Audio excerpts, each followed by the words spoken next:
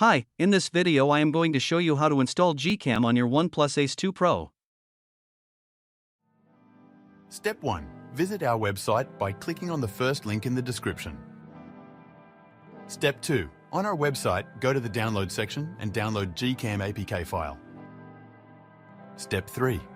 Go to video instruction section on our website.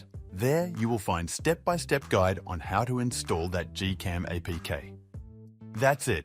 Don't forget to visit our website for complete instructions and APK file.